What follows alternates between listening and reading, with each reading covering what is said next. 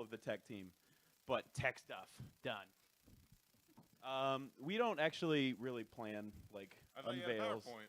No, It is technology PowerPoints. He started that voice like 2 years ago, and it still hasn't went away. And now everyone does it, and it's real annoying. Actually, you've been here 2 years now, 2 as years. of August 1st. Thanks. Congratulations. You guys are so sweet. Yeah, I realized that a couple days ago. And that was crazy. It doesn't seem like that long. No, man. It also seems like forever. 2 at the RTXs same time. ago, I was the Guardian. Here I am. Telling people to get out. I do IT stuff. So this panel, we're going to just kind of introduce ourselves and what we do at Rooster Teeth, and then we're just going to take questions. This is it's not a formal, like, we don't have a presentation or slides and things to show off. You know, we're pretty much, besides one of us, we're really just kind of behind the scenes for everything. So what was that? Shaking head, disapproving. Don't call me out like that. You're getting called. People know. It's not like, oh, Adam's behind the scenes. He's only been in like every short we do now.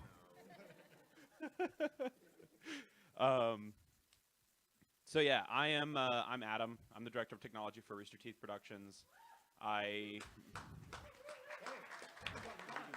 Yeah. It was my wife that yelled. So real awesome. I kind of run the team and make sure everything tries to stay afloat, and it doesn't. So so I'm gonna just keep passing this around. My name's Tim. I was the architect for the new site. So, yeah, hooray! And that's it. Hi, I'm Natalia. I am the front-end developer, so on the site. So I'm trying to make it prettier. I'm working on it. Yes, and I am very excited about CSS. And I'm Chris. I'm a web developer on the site. I'm Adam. Who's got a mic? I'm an IT guy, and I fix problems. I deal with all of our LTO backup stuff. I deal with our SANs. Tell me about LTO. It doesn't work. I deal with commercial tech, so when Joel has to do a commercial, me and him go, and I handle all that. And I also do some on-camera stuff. I'm Jeff Yon. I am the lead technical director for the animation department.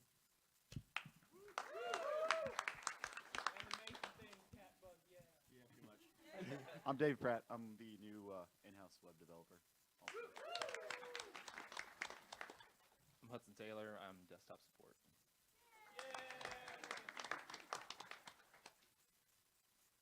Yes, that's pretty much it for our panel. Now we're just gonna ask questions, and if you guys have any questions, I don't know if we have a handheld mic, but the room's.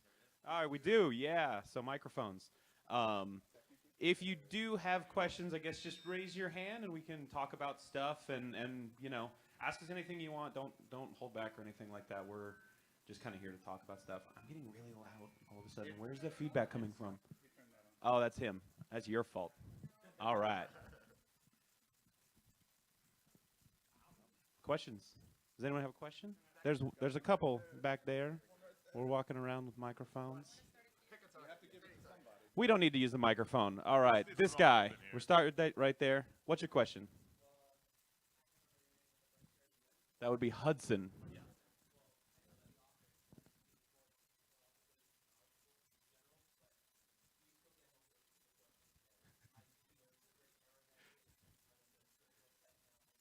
Are you asking us to call out the rest of the staff? Because we can do that. There's a couple that are spectacular.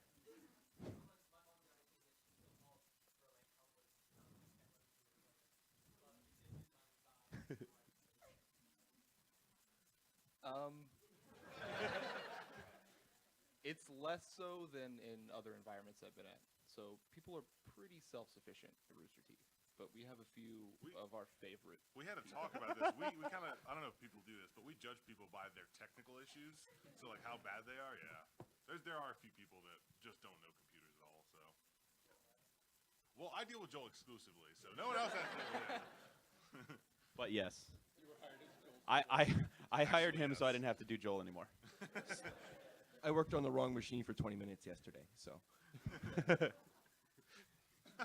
What? It's like, It's this just thing because can we fly, weren't what's there. the You're just problem? like, I get the The other computers. day, I was like, hey, I need a computer to take a graphics card out of so I can put it in this other computer. And he brings me the computer that we're putting the graphics card into, not knowing it. I pull up the fucking graphics card. I have 72 freaking machines to look at, okay?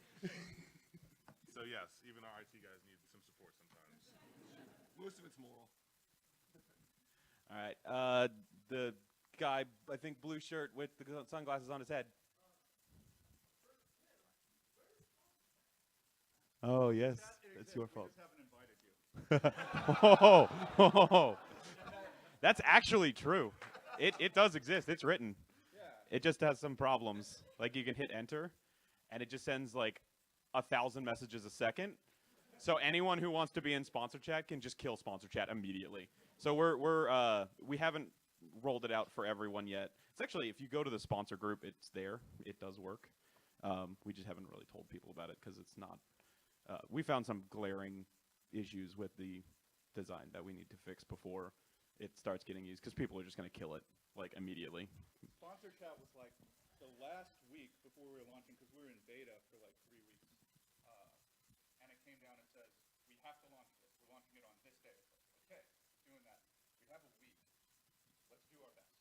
And so we got it in there, but it has those issues left behind. And since then, I don't know if you know this, but there are like a lot of people on Rooster Teeth. So most of what we've been doing since the launch has been performance fixes.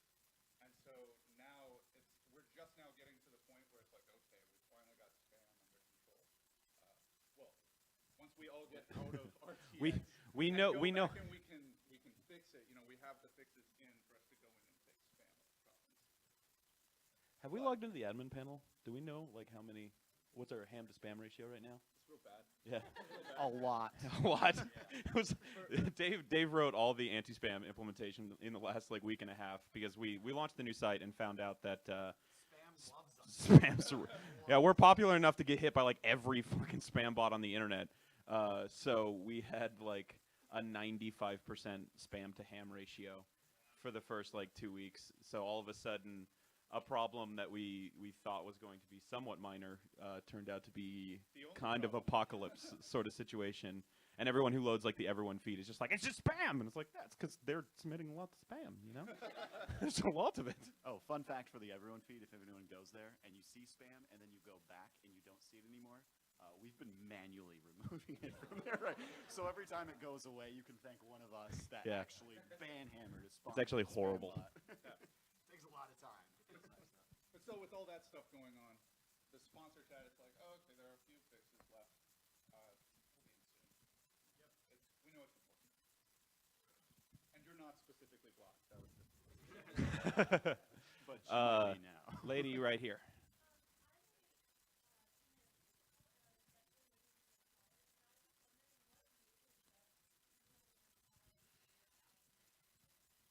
I can answer this one.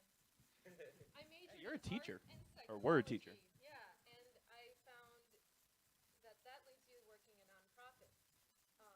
Yes, college is cool, but learn it now and don't wait for that either. Yeah. So, I think internet. for most of us, you know, everyone learns differently, and some of us here went to college, some of us here didn't go to college. So it's kind of, if that's the kind of situation that you learn in, then definitely go and take technical classes, and don't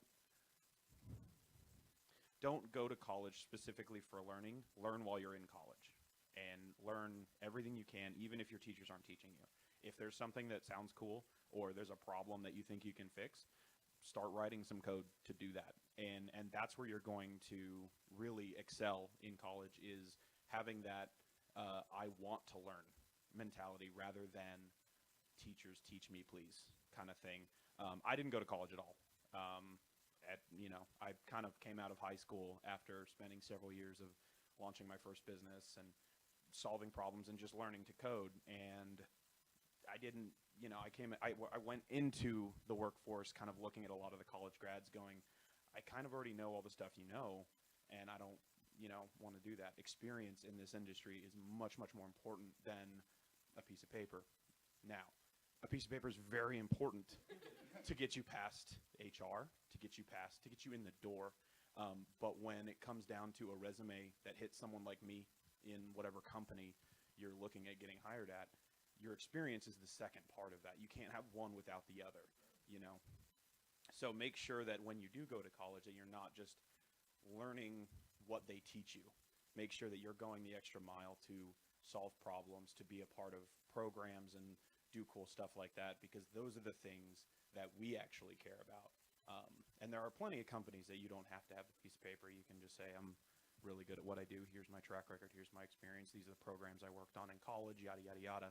And, you know, they'll give you a shot. It is harder, but it's not impossible. So. I would say the most important thing is an honest, genuine interest with it, coupled with the dedication, drive, and examples of your work. So if you like it and you have the energy to go after something and you can work at it, then just take whatever the product of that interest is and make that the thing you're playing.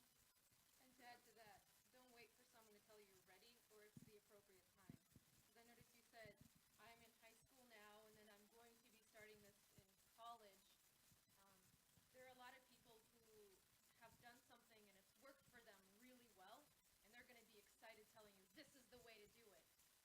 And just like Adam said, that might not be your way. So just don't let people tell you, When you can or what Yeah. you can. yeah, just do it. It's the Wild West. Yep. Learn stuff now.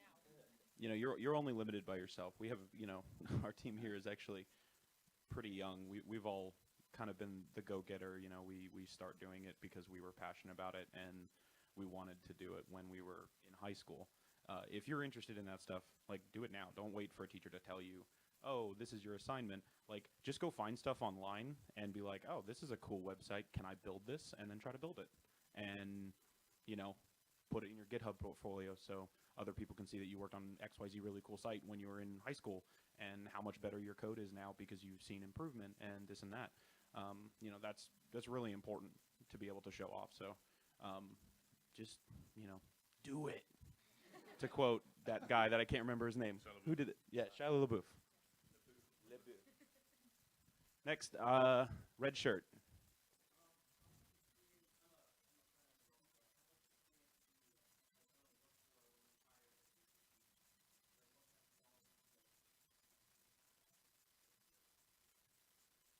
Tim, you can start.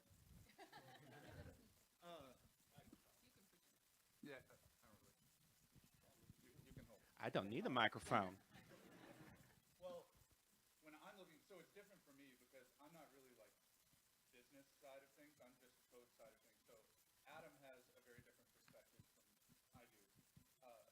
From my perspective, the most important thing, first of all, is passion, because I don't really care if you're good, but you don't care. At the same time, though, you still have to be good. You have to have some experience. You have to be capable. I would say one of the first raw skills that we look for is familiarity with version control, and specifically Git. If you use Git, if you're familiar with GitHub, if you understand working within a team environment with Git, that immediately makes you someone that we can talk to. You would be so surprised. It's well, and then people say, "Oh yeah, I know Git," and then you're like, "Okay, cool. Git fork this," and they're like, "I don't know what that means." That yeah, and then you start telling them to rebase things, and they're just like, it made a bunch of lines with numbers. I don't know what the hell I'm doing." There's a lot of people who say they know Git because they know how to check in and check out. But in the real world, that's like, you know, Git 101. That's not. You don't know Git. You know Subversion. If you come in and you don't know it at least well enough to do all the things Adam just mentioned, you're basically going to ruin our project really fast. and nothing that You- you you- commit will ever end up in the code. You'll get one. You get You get a PR. yeah, one PR. It'll be immediately blocked, and then you won't get any more tickets. Talk about the tech and all the stuff we use real quick. So the stack right now, we use the main website is built in a Laravel repo. Laravel is one of the hot new PHP frameworks. So that's the bulk of the code right now. It's most of it is a monolith for the sake of expediency in terms of getting things out the door.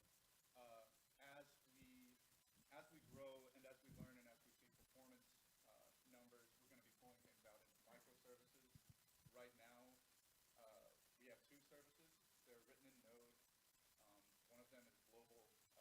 login, which I'm working on right now, and then another one is for handling uploads.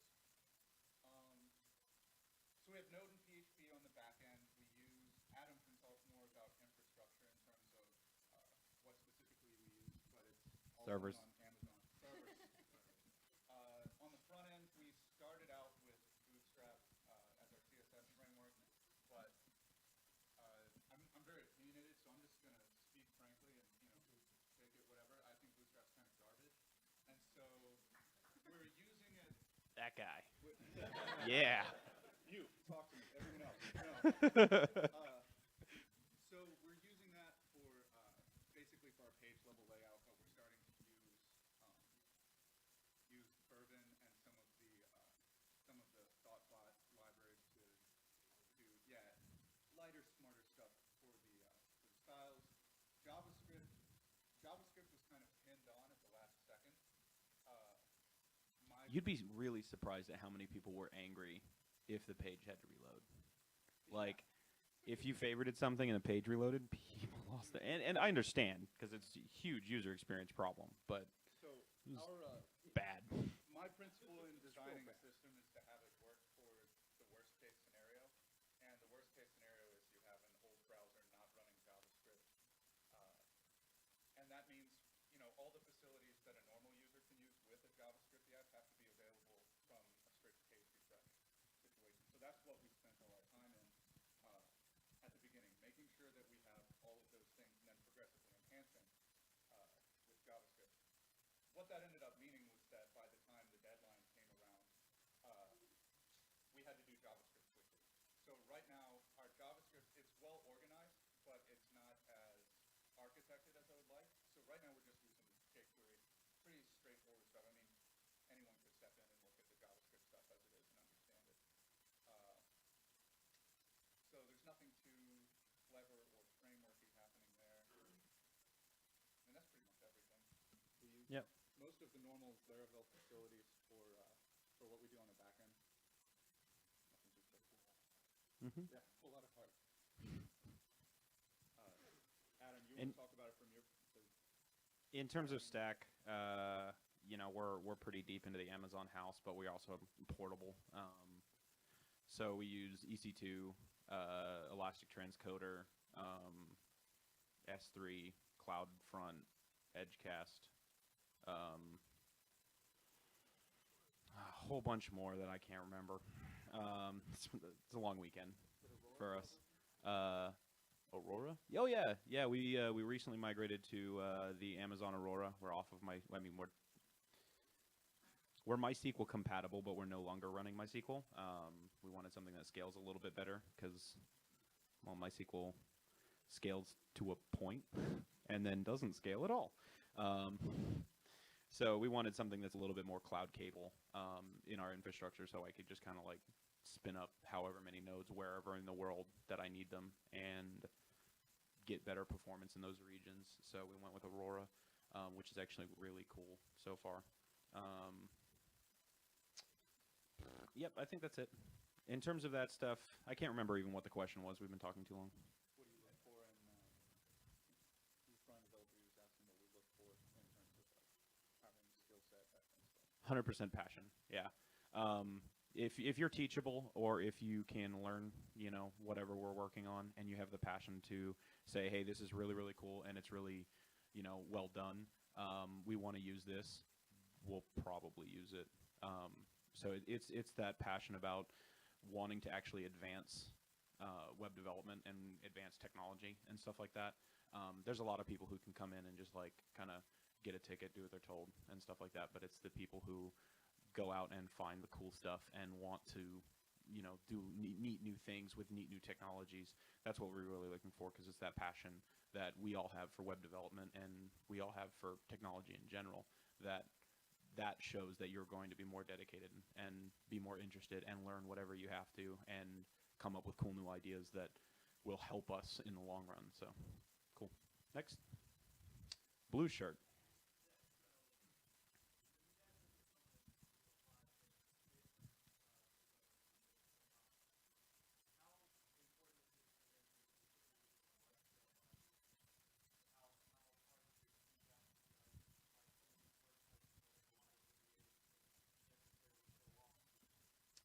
Yeah, that sucks. And we understand because I actually do it too. Like when you look at all of our profiles publicly, I think mine specifically, I think I have one app that I wrote 2 years ago. But if you look at me from my perspective, it's like I've wrote 100,000 lines of code. Tim is like, you've deleted like 400,000 lines of code. The net change for the Rooster Teeth repo alone is almost 1 million lines. Yeah, easily. And none of that is public. I look worthless. He's just deleting lines and re-adding the same lines over and over and over again, making it look real good. So that's always really tricky.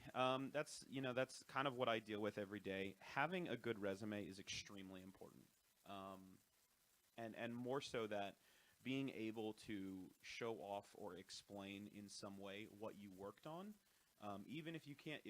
Git is the best because I can actually look in your history and be like, oh man, he's working on XYZ project. He's doing this. He's got maybe part of open source stuff. That's great. But I also understand the reality is if someone were to look at me and my GitHub repo and judge me on my GitHub history, I don't look like I've done work for like the last 6 years. So on that, if you're in that situation where you're pretty much exclusively working on, NDA or, corporate stuff in private repos, your job is to fix your resume and say, I worked on this at this company. I did, and if you can't say this at this company, just be vague. Just I worked on a platform migration system that migrated 450 million records from one system into another system. Had to change all the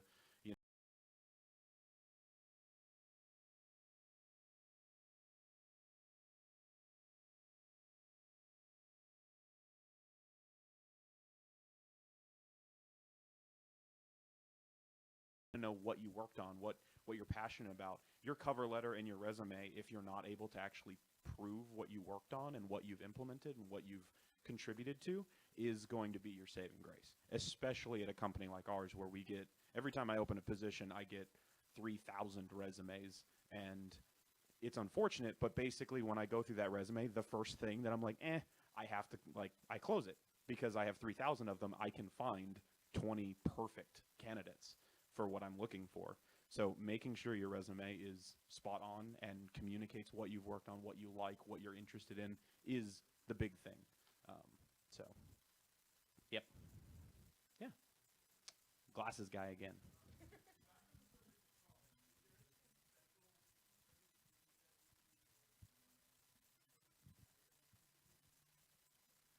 You would need to be hired at Rooster Teeth?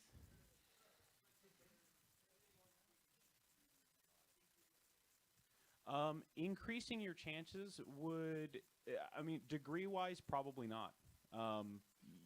A computer science degree of any kind will probably get you past the first gate. But actually, our to apply at Rooster Teeth, we don't go through HR. I actually have a test repo on GitHub.com that you fork it, you fix all the problems in it. Me and Tim wrote it in an afternoon because I got too many resumes and just couldn't look through them all. And most of them were great and sounded awesome. And there was a whole bunch that were like, yeah, I worked at Pizza Hut for 4 years. And if that's the case, that's cool, but I don't care. That's not relevant to me. I need to know what you've done in programming, in tech, in web development, and stuff like that. So a lot of the resumes come through, and I'm just like, this is all irrelevant information. So we wanted something to prune out the people who are just applying to apply and actually showcase the people who were applying because they could actually work with Git. They could work with our, PHP backend. They could do front-end stuff, yada, yada, yada. Use college as something to have time to learn and have time to mess with stuff. I wouldn't necessarily say the exact degree or these certain classes are paramount to anything, important past getting a degree.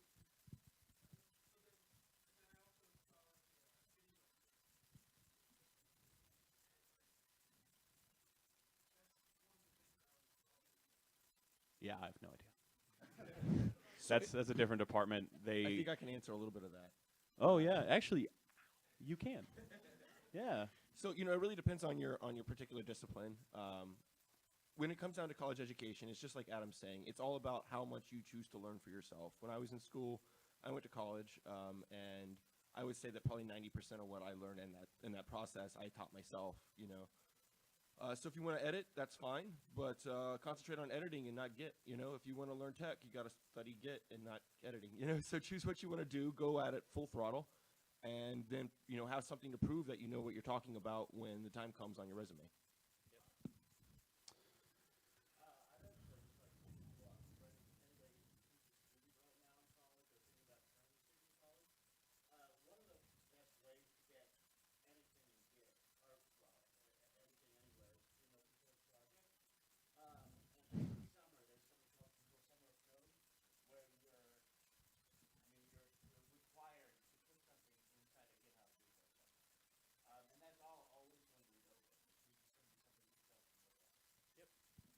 Do Google Summer of Code, do hackathons, do all that cool stuff. I mean, it sounds like work, and it is, but it's something that, every time you do it or anytime any of us do it, every single time we walk away with something new that we've learned or, is interesting to us, even if it's something that, we've made a little app that didn't go anywhere, didn't really do anything. We learned how to develop some stuff, and our GitHub repo looks cooler now, and it's all around good, so. Foxy. He's a friend of mine. He's going to ask a stupid question. No.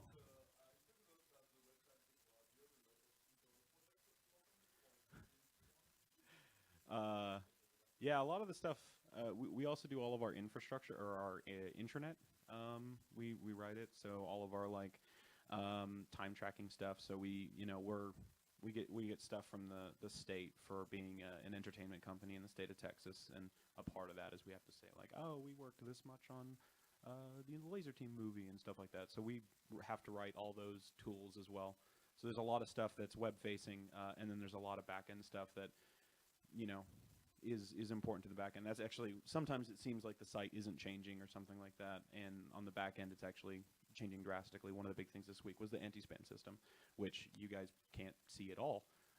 But on our back end, it went from us not knowing how much spam we were getting at all and being able to find it basically by clicking around the site, and we have a giant fucking site.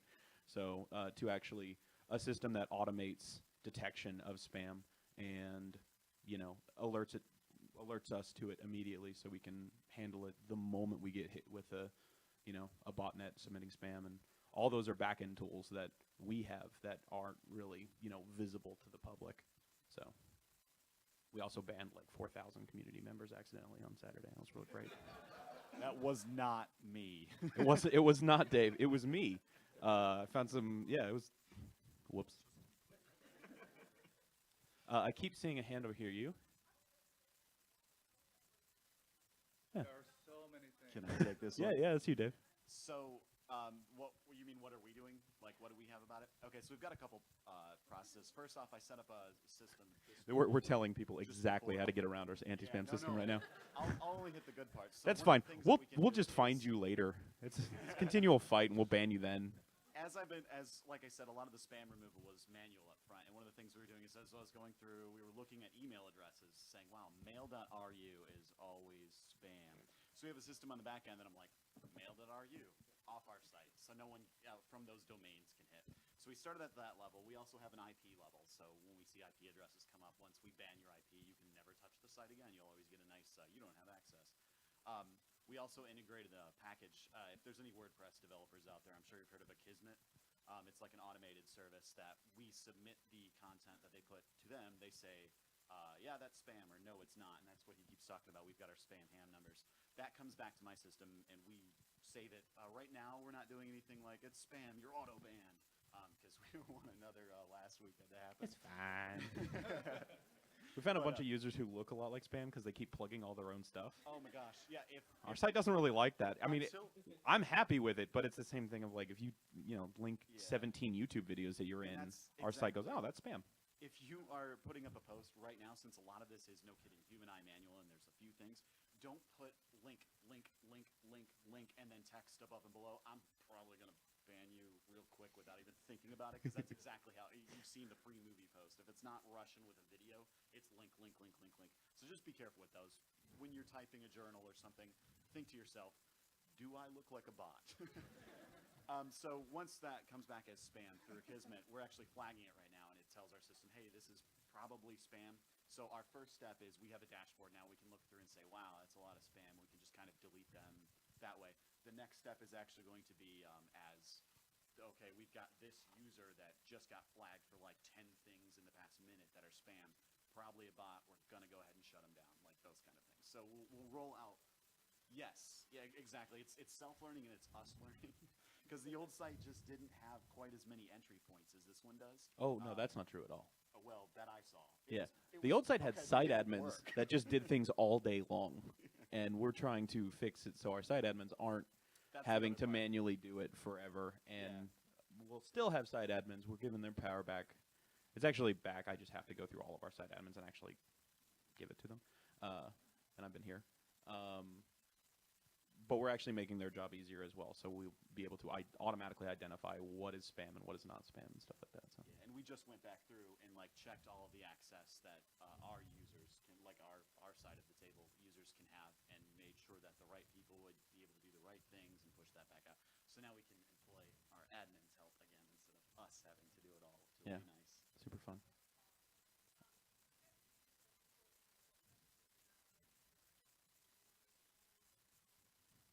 Yes. Yep. Black shirt with, I think, a gun. Oh God. Yeah. Yep. No, he doesn't have a gun. His shirt has a gun. Just for the record, everything's okay. We're all fine, I hope.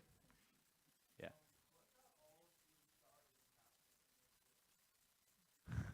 We'll go down. We'll try to be brief. I was 14 years old. At the time, Counter-Strike was a really huge deal. Yeah, some of you guys out there, 1.3, what up? Bunny hopping.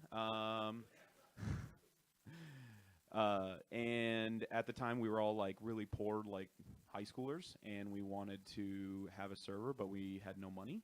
So I learned how to like build a server and host it in Linux and add maps and do rotations, add admin scripts, all that kind of good stuff. And that's where I got started. Was I wanted to play a game and not pay money. You're loud. Fine. Take your mic away. Stream can't hear me? Oh, look at that. Yeah. I'm sorry, stream. You guys out there in the ether. It's okay. So I did some programming stuff when I was a kid back in high school and everything. I learned in QBasic, but it didn't become something that I really did and was crazy passionate about until a few years ago. So I moved to Austin to be a musician, and I was working at a law firm, basically as a paralegal, and we wanted to go on tour for a month. And I went in and I told them, hey, I'm going to take a month of unpaid PTO. I'll be on tour and then I'll be back. And they said, well, you have to resign if you're going to do that. And so I said, okay, I'm resigning. And so I left that day. And when I got home, it was like, well, I have to find something I can do from the road. I have to find something that will work when I'm on tour. Software lined up really well with that. And I already had a bit of a background in it. So for about 8 months, I was freelancing and learning, and then I got my first job. And, you know, fast forward. Yeah, Faith Highway, where I met Adam. Actually, like, I guess that was like 5 years ago, right? 5, 6?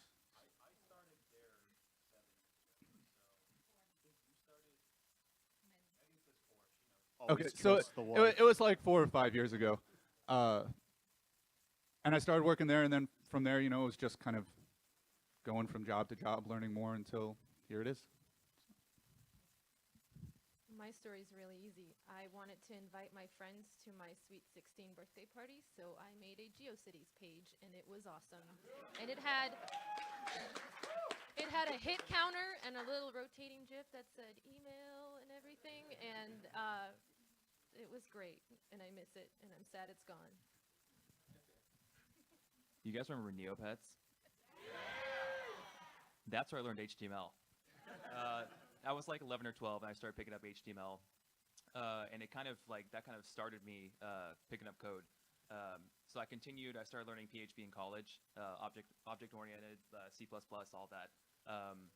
and just kind of continued from there. Yeah, that's pretty much it. Yeah, mine's pretty straightforward. I wanted to play games when I was like 12, and I had a shitty computer, so my dad helped me upgrade it, and ever since then I've been interested in IT. So Mine's a little more convoluted, I guess. So when I was a kid, I used to do a lot of programming. I was just interested in how things work. I guess naturally curious. But then when I got older, I ended up going to art school. I studied animation and digital effects, so that's actually where my formal background is in. But then I got back into the field, and I realized I wanted to combine them and just kind of concentrate on pipeline development for animation. So it kind of mixes both art and tech together. Adam said earlier that we were all pretty young. He's actually wrong. I'm old as hell. You're like, So you're back 30, in the what? late, You're not old. back in the late 90s. Compare us to everyone In else. '98, I was doing web development. So was I. On like HTML like 1.0. And so I dabbled in that a while, and that was kind of cool. And we were using things like Front Page back then. And there was this new thing on the horizon called Dreamweaver that was going to change the game. So I actually stepped out of that completely, joined the Air Force. Fast forward a decade, I got out, and I was like, well, I got to figure out what I was in Intel, and it doesn't apply to civilian life at all. So I was like, I got to find a real job. So I was like, I kind of remember that web development thing. So I jumped out and then realized, whoa, a lot has changed in 10 years. He So I loaded up essentially- Dreamweaver and was like, man. I didn't even have that. I What was is like, you have to pay CSS? for Dreamweaver now? So my wife can attest to this. I basically locked myself in the upstairs office of my house and sat down. I was like, okay, PHP it is. So for about 6 months, just kind of spent all of my time figuring out how to computer again. And then when I was brave enough to do it, I was like, all right, let's go try this in the real world. Got a job and ended up a couple years down the road here. I actually dropped out of college and was in culinary for about 5 years. Makes sandwiches now. And then I woke up one day and said, I hate this. I really don't like cooking. So I'd always been interested in tech, hardware. So I worked a couple of crappy jobs until I got a job as support. And Slightly better job. Slightly better job. Slightly. And now I'm here, so it's awesome. Cool. You said you had someone that you saw? Yeah, guy in green shirt has been. Since the first. I actually can't see Guy in green shirt, so yeah, good.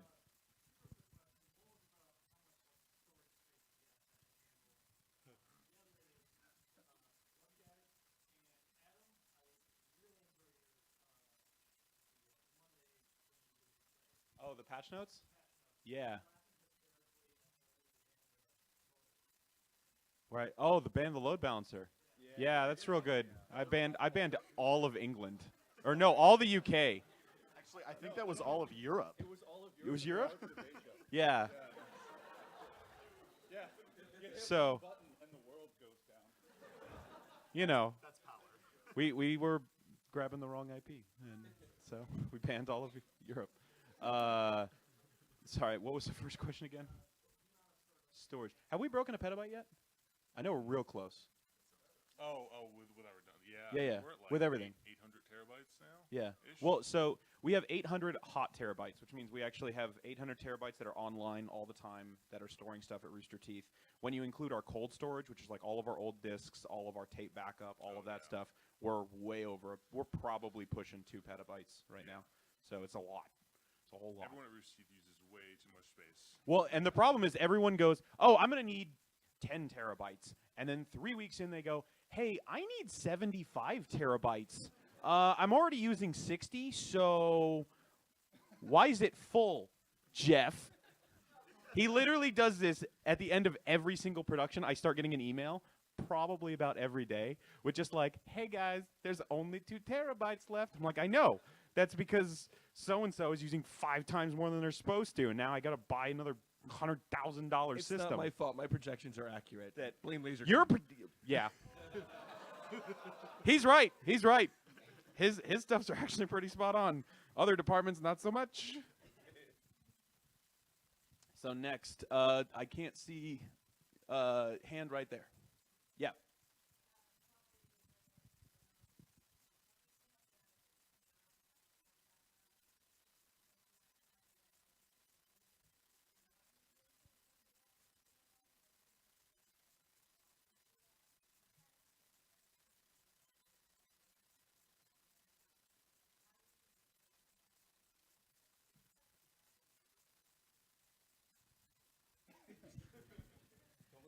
I majored in painting. That's using the brush on canvas, stretching your canvas, and I spent 6 years thinking that it was the thing to do. And my favorite thing to say is when I realized the Renaissance had in fact ended.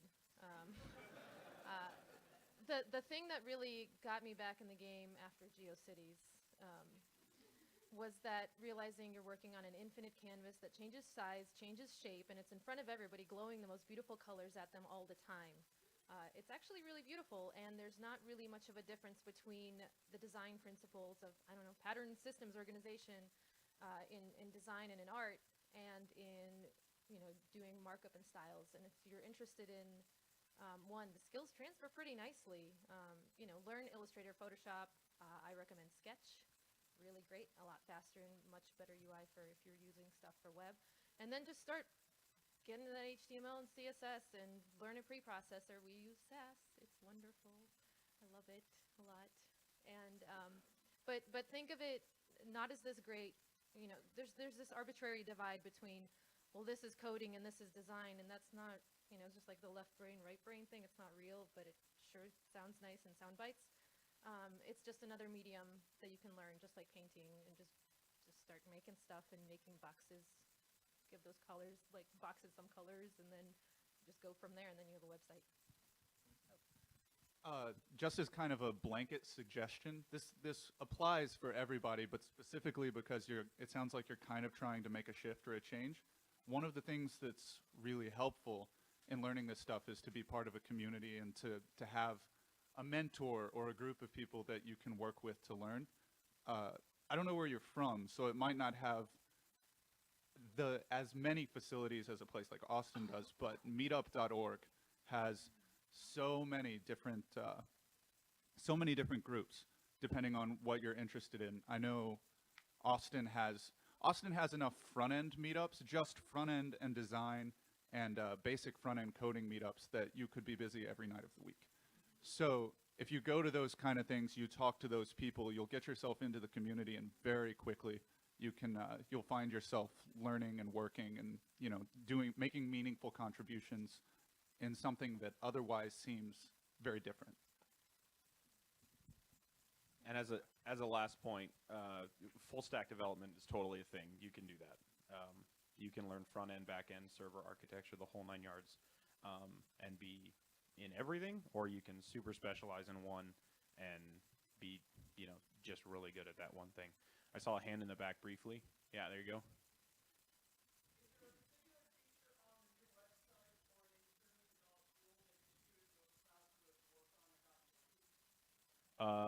So we'll go down the line quickly. Yeah, the new site. Yeah. I'm so happy that it's the old one's gone, and I could speak about the old one for a while, but it was fine. The new one's good, and I'm glad it's launched. And I've said this a couple times for the weekend for some of the fans. For the first time in 4 years, the website is actually getting better every day at roosterteeth.com, rather than getting worse or staying the same in, you know, a best case scenario.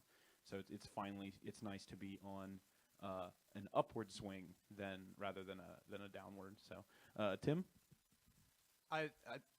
It's kind of hard for me because I was responsible for like designing the thing on the whole, designing the system, not the look and feel. It's not my thing. But so for me, it's just kind of the whole thing. The fact that it works, it feels sort of like a miracle to me, because I've been working. Building it has basically been my life for the past year and 8 months. So for a year and 8 months, I've just been seeing this whole thing. So the fact that any of it loads when you guys request it is sort of just, that's my excitement. The day that we launched it, I don't know how many of you were on it on launch day, but from about 9 to 11 or so, we had this period where it was like 20-second page loads. It was terrible. And I felt like the biggest failure in the world.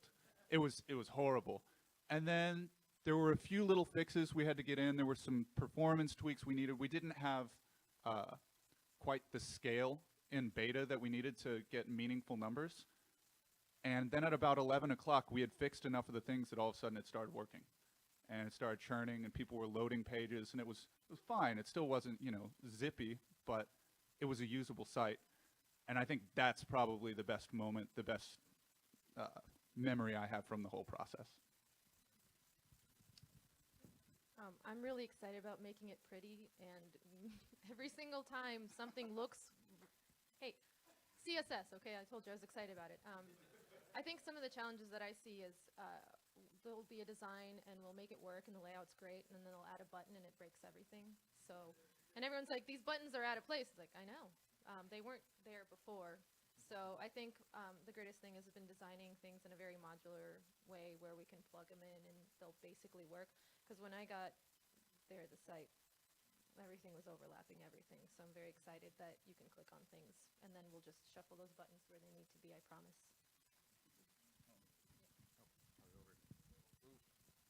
A little tight. I think the most interesting thing I got to work on was sponsor chat, or you know, that thing that has glaring issues. It's it's fine. And then the other, like the biggest piece that I worked on that Tim probably hated me for was the games module. Remember that? 3,000 lines of code. Video content will be here soon. So yeah, that's about it.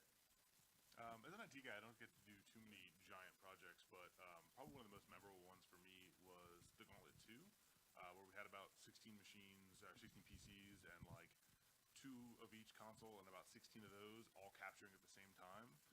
So that was a big setup and a big like preparation process, but that was a lot of fun. And now I'm just working on LTO, and hopefully making that work. LTO is a big deal. It's like It's our backup system, and it's supposed to back up the tape, and it doesn't. So that's a problem. or it gets like 9 terabytes out of a 10 terabyte job, and then it's like, I broke, gotta start over. It's the worst. It's bad. I guess my biggest challenge was actually probably Ruby 1 going into it. I think before that it was pretty much me, Monty and Shane making things, and just the 2 of them. So when I came on, there's 20 people and data everywhere. So I had to kind of come up with a networking system. I had to design a lot of software for that. We also used Poser, which had never really been used on the scale that we were looking to use ever before in the world, as far as I could tell. So I had to write a lot of software to develop a farm for that and to get it to network across the board. And then I don't use Git. I use Perforce for my source control, which I had also never touched. So I had to learn that, integrate that with the system. So the fact that the show got made and the DVD went out the door is a huge, huge win for me. This is the first site I've worked on of this scale, so my cop-out answer is the whole thing. But specific answers are notifications were when those rolled out and everyone was getting 650 notifications for everything. Yeah, that was our I sent bad. him a screenshot of mine, and it was like 450 notifications at the top, and the entire top, the subject was just, this is a problem. Yeah. And it was another one Please of those fix. things where it's just scale of scale in beta was big. I mean, we had a bunch of users, but it just didn't get used nearly as much as when we turned it on to all of you. So kind of trimming that back first, and that we're not done with that yet. Don't worry, there's more to come. But that's been a very interesting system, because on the surface, it's just a little drop down in the one page, so you guys don't see much of it. But there is so much behind how those things work. And then spam, as we talked about earlier. That's another system where on the front, yeah, it's kind of annoying to see those, but on the back, there's so many different pieces to it. Those have been probably the 2 most awesome pieces for me to ever work on. I've only been here since March, so we haven't had a lot of major projects. I would say on a weekly basis, it feels good to keep the animation department going because they break stuff all the time. We're here to support you, man. That's not right. For the record, he's our newest ad, and he basically makes sure that Rooster Teeth doesn't fall apart. So while you don't have a project, you were like infinitely important to our team, because we would die without you. And Specifically, like me and Adam would die without you. I'd be so sad. I would say RTX was the biggest project. We still have a day to go, and it could still go horribly wrong. The first day of don't- RTX, the event show was ending. And Hudson, a couple days prior, came up to me like, what's RTX going to be like? And RTX You is... specifically said, no work. You're fine. That was a lie. I also said everything would be fine, and everything would go well, and that was also a lie. With extreme confidence. You just show confidence, and everything will be okay. Even though, like, the day after the first day, he comes up to me and he's just like, "You lied to me. Everything's wrong." It's okay. It's fine. Everything's fine. Everything's fine. All good. What alcohol is for, guys? Yeah. Right here.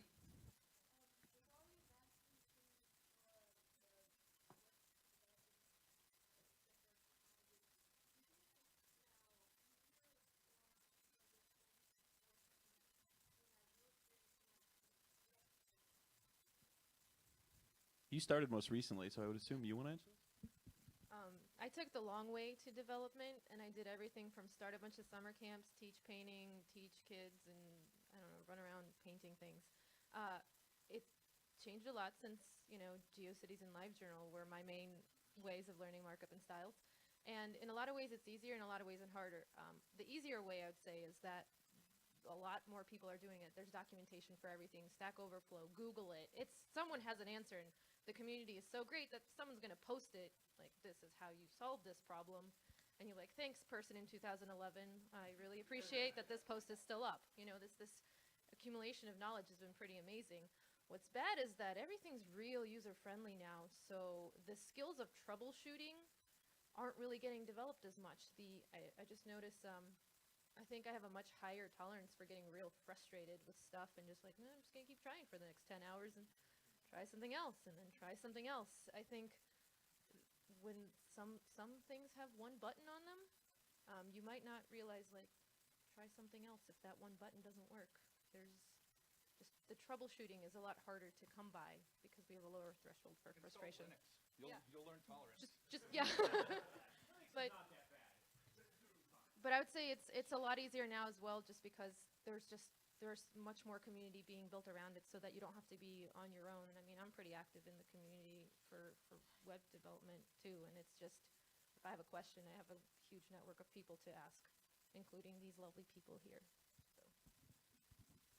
Cool. I think I've seen your hand up like 4 or 5 times now.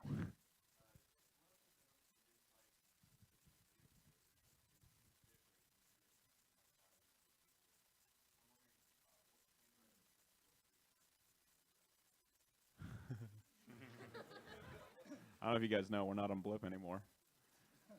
They're getting shut down. Yeah, we had to like grab all of our videos and re-encode most of them, and we're still actually in the process of that. So if you go to like really old videos, some of them don't work still. That process is actually really complicated because it requires us to take something from every video we have and push it back through an encoder that we're happy with.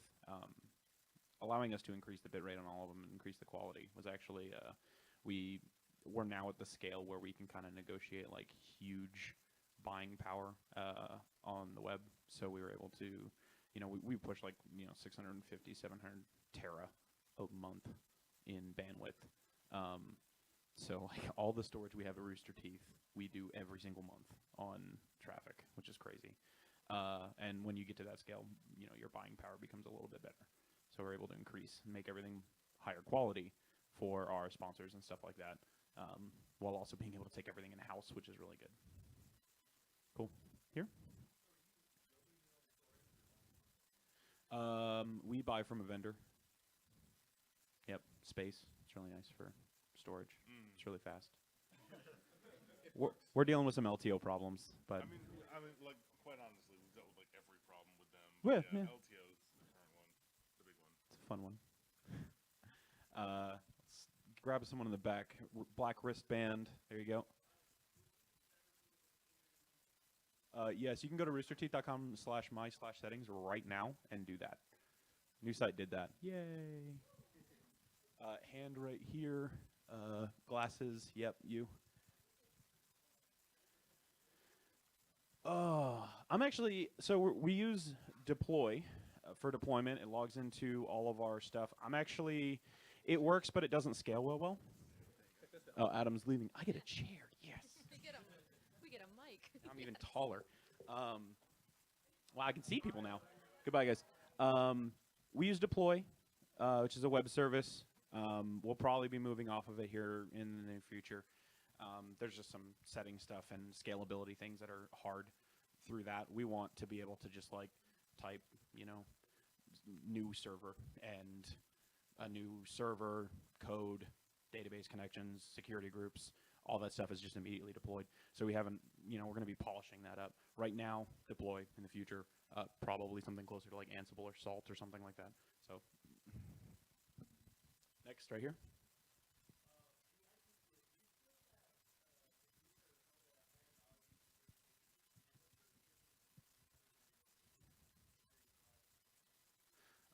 So on the IT side, everyone's different. So I can say here, certifications, here it's experience and personality.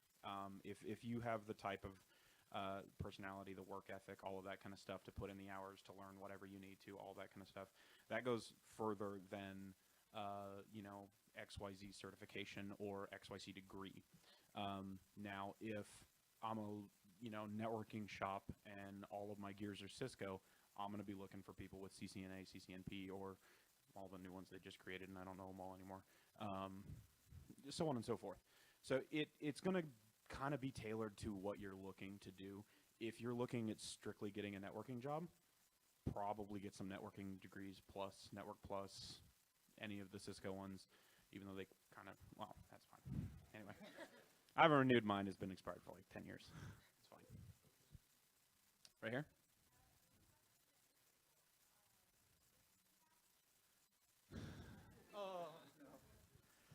I don't know if we announced this at the other panel. I think the last email I got was that we were allowed to talk about it. Yes, we are. It's running. Official announcement? It's official.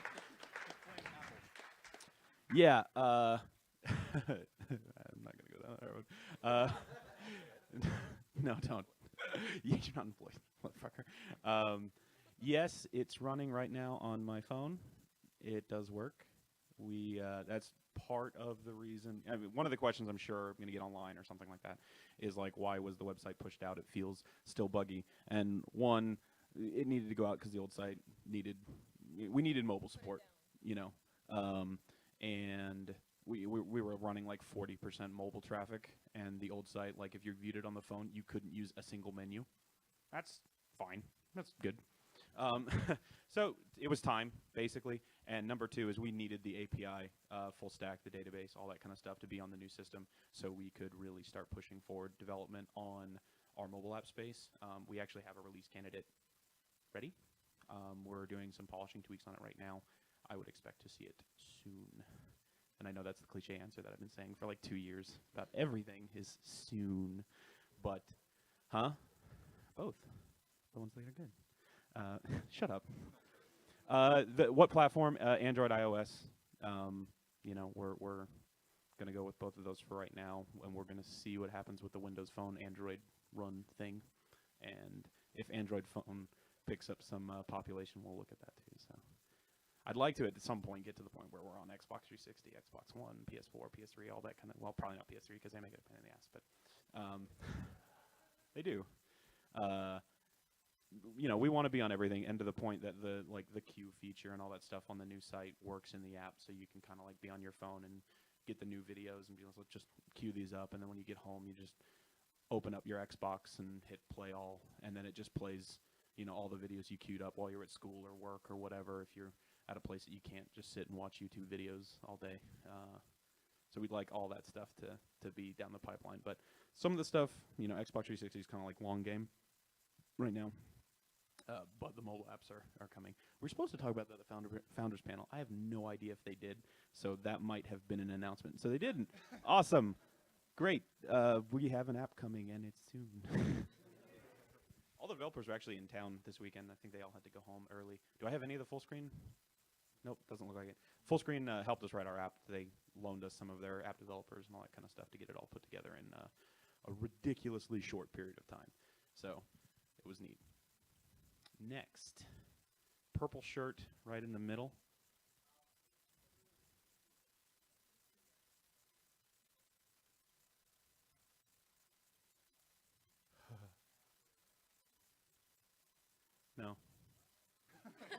We need to.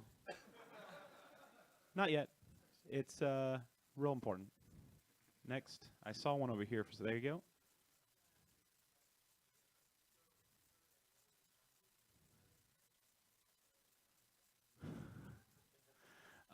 Wiring is actually not too bad because we kind of do everything like a set. So we just have wires everywhere. When you walk through our set, there's just wires dangling from the ceiling. It's super fun. Interference is great. We're in a giant metal box, so inside Wi-Fi is good. The moment you step outside, Wi-Fi is gone. And it's also soundproof to make it, even more fun. Which is, I guess, good. Security. No one can get on our Wi-Fi outside.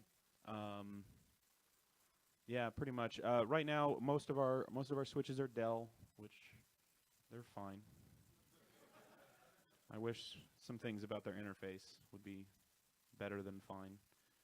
Let me tell you about VLAN groups. Actually, Adam's not here. He loves those because you have to you can't just be like VLAN 7. You have to click it 7 times. And when you have a lot of VLANs, like 40, click on that button 40 times. And then if you have a lag group, you have to click it 40 times 4 ports. It's real dumb. Instead of just being like, these 4 ports, this VLAN.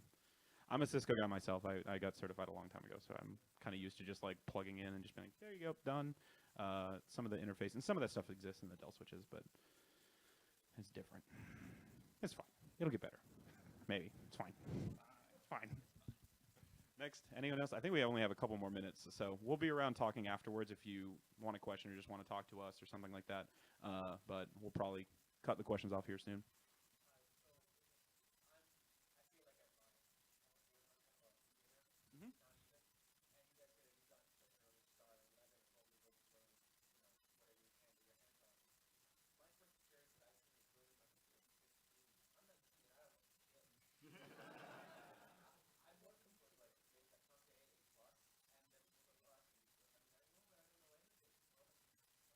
Whoever said that was useless was wrong, because those are foundational.